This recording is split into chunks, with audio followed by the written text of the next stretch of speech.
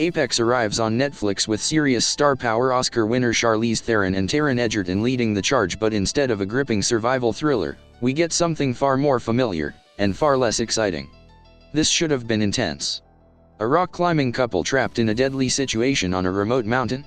That's pure thriller gold. But instead of tension, Apex keeps slipping into clichés we've seen countless times before: recycled survival beats, predictable twists, and thrills that never really thrill. The film opens strong. There's a brief spark of promise in the first act, hinting at emotional depth and real stakes.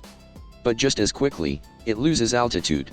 What follows is a long stretch of repetition, flat character work, and a story that feels like it's going through the motions rather than building real suspense. Instead of a slow-burn psychological survival game, we get a stripped-down narrative that feels oddly empty, like the movie forgot to develop its own tension. And that's the biggest problem. Apex has all the ingredients but no real flavor.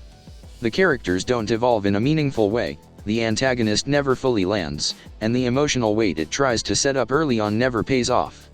In a genre that has recently given us standout thrillers like Strange Darling, Longlegs, and The Babadook, Apex feels surprisingly outdated, like it's stuck in a loop of familiar survival tropes without adding anything new. By the end, it doesn't just underdeliver, it drains the energy out of what should have been a gripping ride. Verdict: great cast. Strong concept. Weak execution. Apex had the height but never found the peak.